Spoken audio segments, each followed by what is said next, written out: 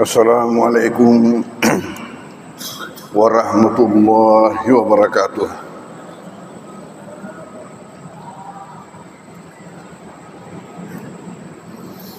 Bismillahirrahmanirrahim.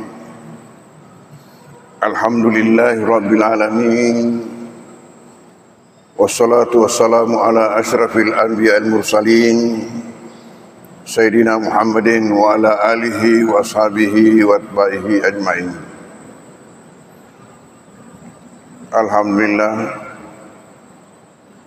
bahwa pada malam hari mubarak ini,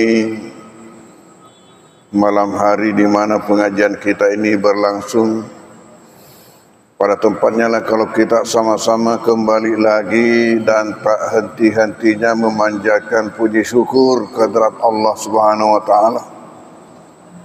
Karena atas limpahan rahmat, inayah, hidayah dan taufiknya jualah sehingga kita masih dapat lagi melangkahkan kaki kita ke tempat yang suci lagi mulia dan penuh berkah ini, sebagai perwujudan daripada iman kita dan kehambaan kita kepada Allah Subhanahu wa taala.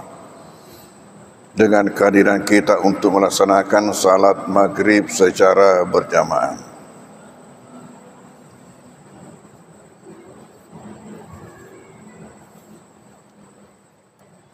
Hadirin jamaah maghrib dan majelis pengajian rahimakumullah. Sebagaimana kita ketahui bahwa kita sekarang ini menghadapi Hari Raya Idul Adha. Idul Adha artinya Hari Raya Kurban.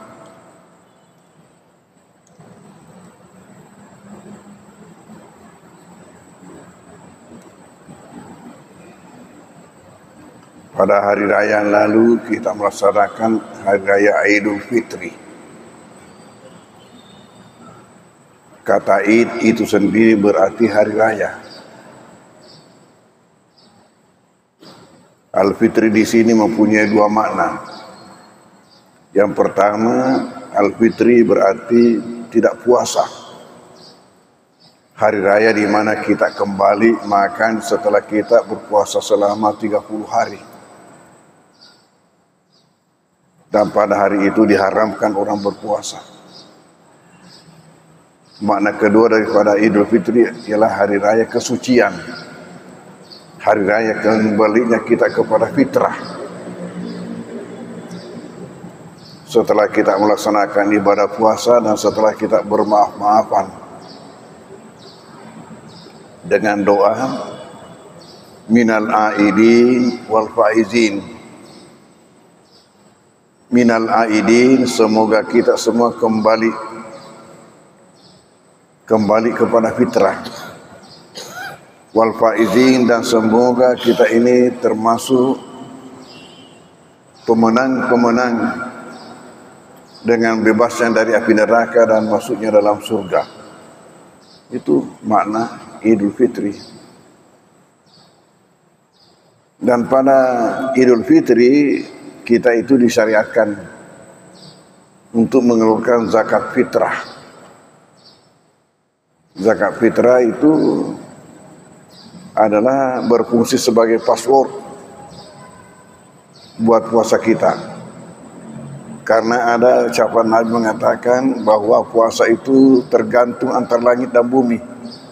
Dan dia mengangkatnya sampai dilaporkan Allah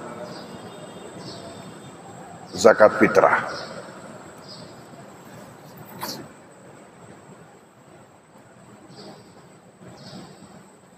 Kemudian sekarang ini kita menghadapi Idul Adha, Hari Raya Kurban, di mana kita disyariatkan untuk menyembelih kurban, binatang kurban, dan dibagi-bagikan kepada saudara-saudara kita yang kurang mampu. Sebagaimana pada waktu Idul Fitri kita membagi-bagikan beras atau makanan pokok kepada saudara-saudara kita. Ini semua sebagai salah satu bukti variasi-variasi dalam agama Islam, ibadah dalam Islam. Variabel-variabel ibadah dalam Islam. Sehingga tidak ada suatu ajaran di dunia ini, tidak ada suatu agama di dunia ini yang memiliki ajaran yang begitu serba lengkap. Coba saja seperti haji, di situ terpadu. Bentuknya rekreasi, tapi hakikatnya adalah ibadah. Rekreasi dengan menziarahi tempat-tempat tertentu, yang mana ini adalah tempat-tempat suci bagi kita umat Islam. Menziarahinya ini sebagai suatu bentuk ibadah. Ini lagi menunjukkan kesempurnaan dan variasi-variasi ibadah dalam Islam.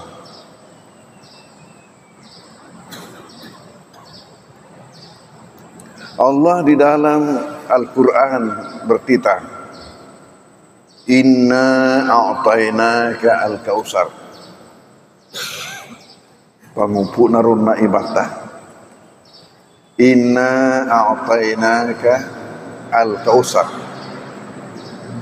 Inna, bahwasanya kami, kata Allah, a'tainaka, telah memberikan kepadamu al-kausar, kebaikan yang banyak.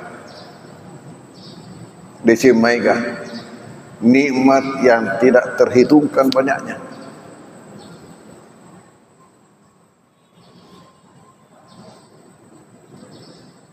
Maka daya bawa kedek-kedek nama tai kedipan mata kita itu tidak terasa, itu nikmat yang luar biasa. Coba bayangkan kalau mata tidak bisa berkedip, kemungkinannya hanya dua macam. Sekali terbuka, mancaji mata balik, atau sekali tertutup.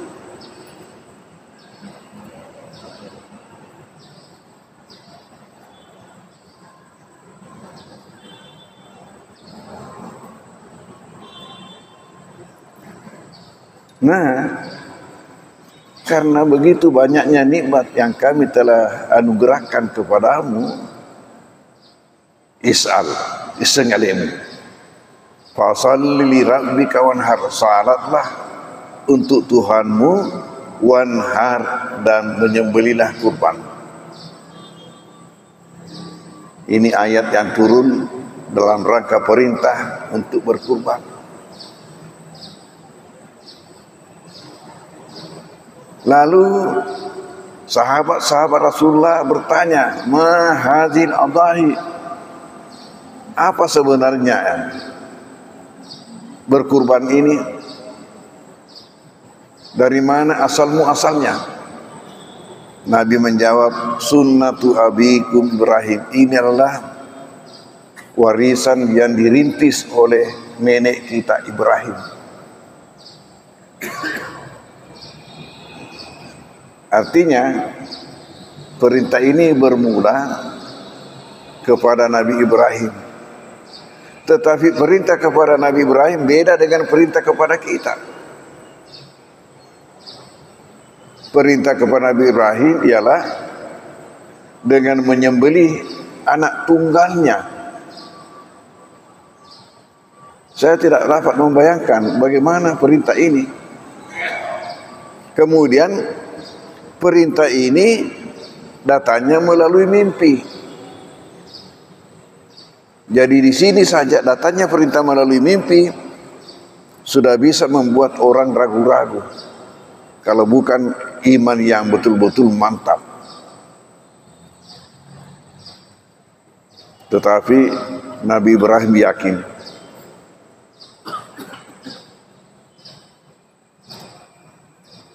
Oleh karena itu, pada besok paginya disampaikanlah kepada anaknya Ismail, anak tunggal, anak yelolau napajaji, kisana batu-batuai, macan suruh-suruh, tiba-tiba turun perintah untuk mengorbankannya.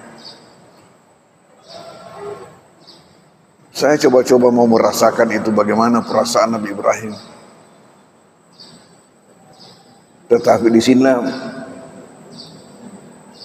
berperang antara perasaan dengan iman.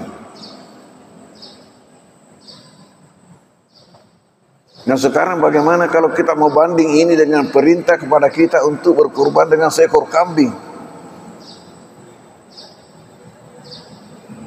Apakah tidak terlalu ringan kalau memang kita memiliki kemampuan? Kalau dibanding dengan perintah yang turun kepada Nabi Ibrahim mengorbankan putra tunggalnya, sedangkan kepada kita hanya dengan seekor kambing dan kalau seekor sapi untuk 7 keluarga. Tadi diumumkan di sini, sama juga di Al-Markas pernah diumumkan bahwa untuk seorang dananya hanya 2.100.000.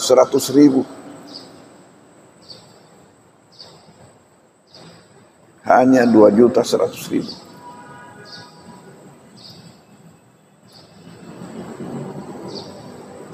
Bagaimana kalau itu dibanding dengan perintah yang turun kepada Nabi Ibrahim? Dek sisa bajang, dek sisa nawak di pasi banding. Besoknya Nabi Ibrahim sampaikan kepada putranya dengan mengatakan, ya bunayya inni ara fil manami anni azbahu fanzur madza tara.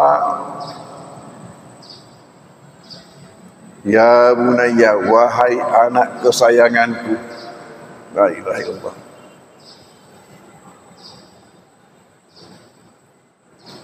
Bagaimana kira-kira perasaan Nabi Ibrahim ketika mau menyampaikan hal ini?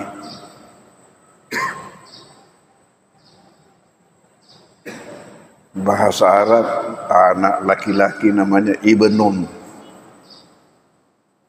Biasa disingkat juga bin.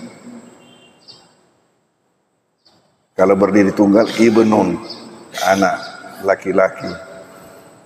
Kalau anak laki-laki saya, Ibni.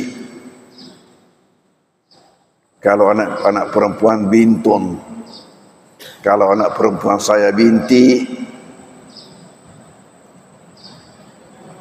Tapi dalam ayat ini tidak mengatakan ya beni, wahai anakku, tapi mengatakan ya bunayya. Karena ini mempunyai makna, bukan sekedar anak tapi anak kesayangan, anak yang sangat bisa disayangi. Ya bunayya.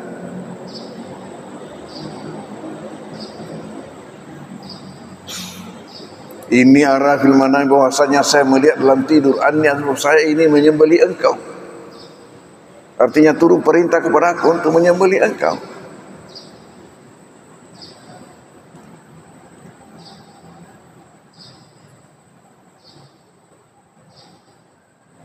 Fandur madza tara.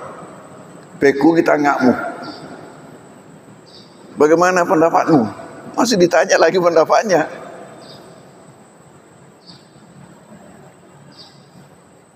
Tapi ternyata Ismail bukan sembarang anak. Menengi anak tadi. Yakin nggak ya? Lari lo kaki nenek. Nenek, elok kena giri amboku.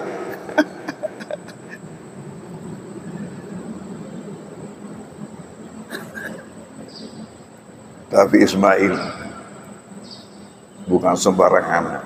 Apa jawabannya? Kalau bapaknya Nabi Ibrahim mengatakan ya bunayya, maka Ismail menjawab dengan jawaban yang pas. Dalam bahasa Arab, abun bapak. Bapak saya abi. Ibu ummun. Ibu saya ummi. Tapi di sini Nabi Ismail tidak mengatakan ya abi. Tapi jawaban dari ya bunayya, jawabannya ya abati. Wahai ayah kesayanganku. Apa jawabannya? If'al ma tu'mar. Kalau memang ini jelas perintah, kamu yakin bahwa perintah, maka laksanakan. Laksanakan. Wah.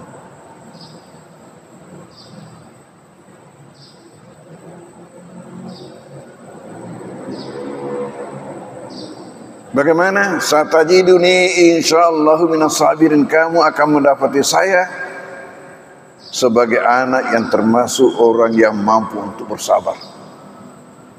Insyaallah minas sabirin, termasuk orang-orang yang bersabar.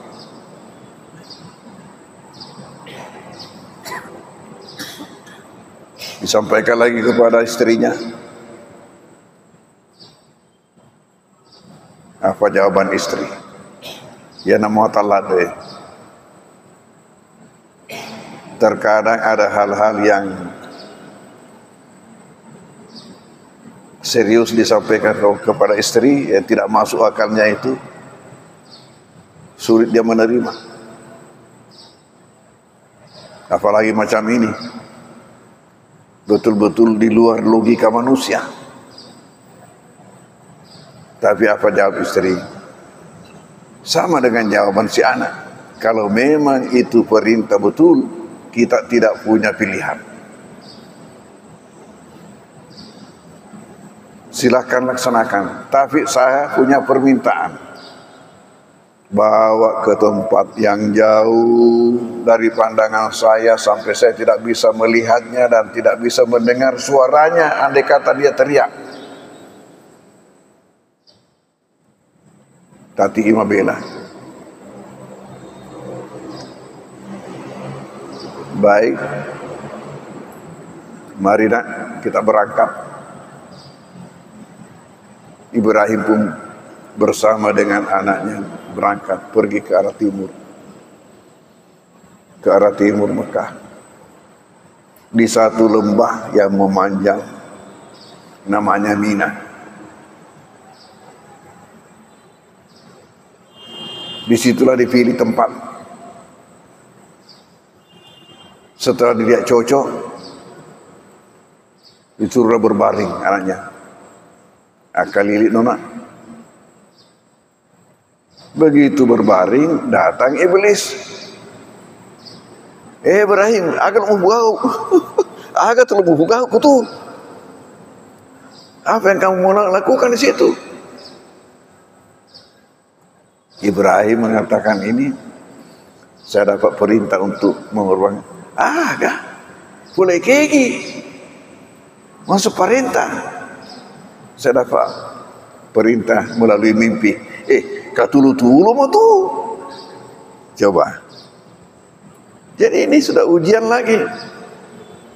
Diuji lagi. Kamu itu hanya mimpi. Orang Jakarta bilang mimpi doang. Masa ada perintah yang tidak masuk akal? Kalau perintah itu pasti kebaikan. Saya mau tanya kamu, kebaikankah kalau kita sembelih anak kita? Anak yang kita cintai, kita sendiri mau nyembelinya, itu kebaikankah itu? Kamu ini hanya mimpi lalu tahu terus mau melaksanakan. Hati kok. Karena Ibrahim yakin, maka dilemparnya. Lalu taletek nak mericuk kue. Kak ganggu ki. Pindahlah ke tempat yang kedua. Di tempat yang kedua, ketika diberikan, datang lagi iblis. Ibrahim,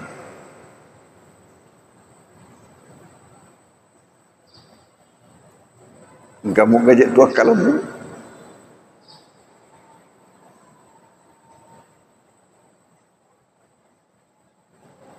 Apa kamu ini masih punya akal? Diganggu lagi. Tapi Ibrahim karena yakin dilempar lagi. Baru pindah lagi ke tempat yang ketiga. Diberikan lagi. Datang lagi. Ibrahim. Igafi mapunangi nari kumugeri itu. Anak tungke. Itu anak tunggal. Siapa lagi yang kamu miliki kalau kamu sembelih sendiri? Bodoh-bodohmu. Tapi karena Ibrahim yakin, dilemparnya lagi, baru dipejamkan matanya. Bismillahirrahmanirrahim, Allahu Akbar. Ketika dia buka matanya, ternyata yang tergeletak di hadapannya adalah domba besar, bembalak lompo. Engkanian atut sudah kesedenan. Kenapa? Langsung Jibril menggantikan dengan domba.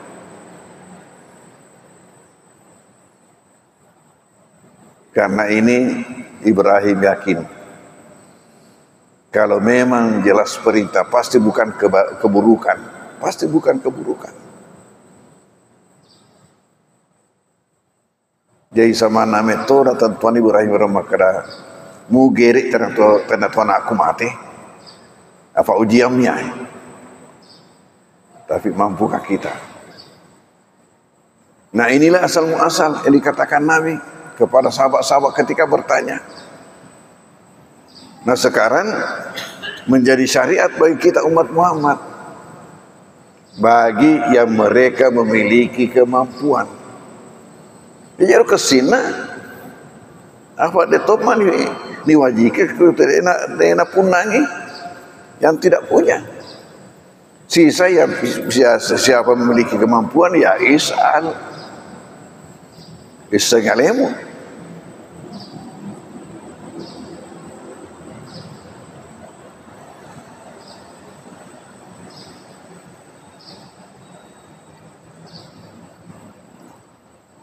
Lalu sahabat bertanya, "Famalana fiha?" Ini ibadah ini kalau kita laksanakan, apa yang kita dapatkan? Apa yang kita dapatkan? Apakah kita bisa dapat pahala? Atau apakah berfungsi untuk penghapus dosa? Atau pengangkat derajat? Atau bagaimana? Famalana fiha.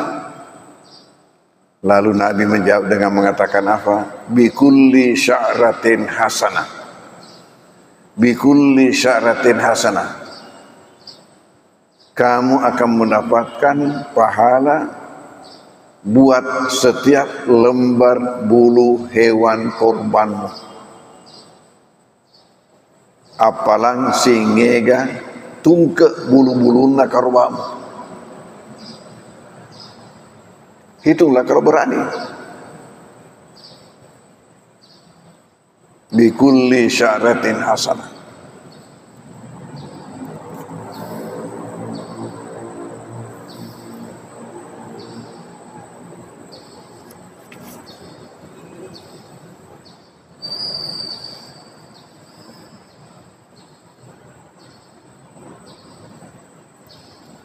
Nah ternyata ini bukan hanya buat seorang, tetapi untuk satu keluarga. Jadi cukup kepala keluarga atas nama, maka sudah diikutkan semua keluarganya. Tapi andai kata si istri mau juga secara tersendiri, tidak apa-apa. Faman tatawwa khairan fa huwa khairullah.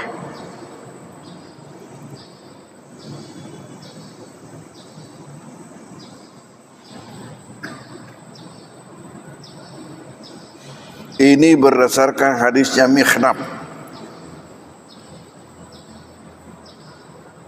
bin Sulaim mengatakan, kunna wukufan ma'an Nabi sallallahu alaihi wasallam. Kami ketika wukuf bersama Nabi sallallahu alaihi wasallam, fasami'tu yaqulu, lalu saya dengar beliau bersabda mengatakan, ya ayuhan nas, wahai sekalian manusia, ala kulli ahli baitin fi kulli amin udhiyah. Adalah kewajiban untuk satu keluarga setiap tahun kurban. Ala kulli ahli baitin fi kulli amin udhiyah.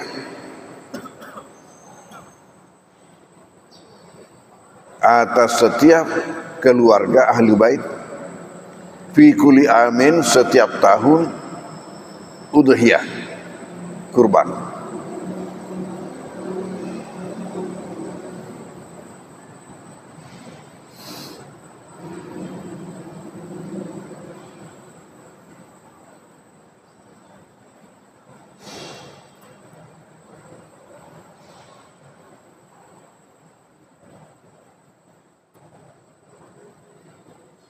Lalu hukum berkurban ini ada perbedaan pendapat di antara ulama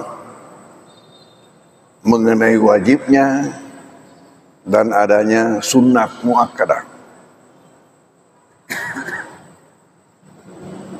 Tetapi bagi saya mengatakan kalau memang kita memiliki kemampuan, andai kata pun bukan wajib, kenapa kita tidak lakukan dengan adanya kebaikan-kebaikan yang banyak di belakangnya itu? Pahalanya, pengampunan dosanya, menjadinya pencegah dari neraka, kan ini kebaikan-kebaikan yang kita harapkan. Terlepas daripada hukum wajibnya atau sunat muakkadahnya.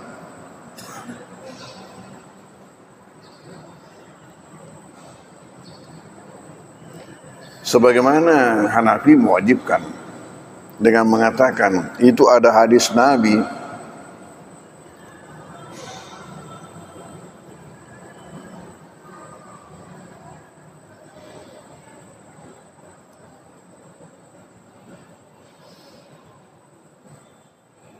riwayat Imam Ahmad dan Ibnu Majah dari Abu Hurairah yang mengatakan man wajada sa'atan, siapa yang memiliki kelonggaran,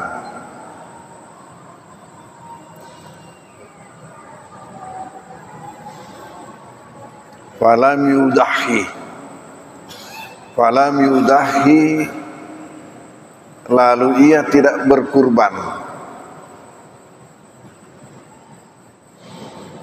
fala yakrabanna musallana, maka janganlah mendekati masjid kami, janganlah mendekati tempat-tempat ibadah kita. Nigi mapunangi asaginangan nadik nakaroba nasa nabita ajak bawa nambok mak depek ke masjid. Jadi di sini syarat memiliki kelonggaran untuk itu.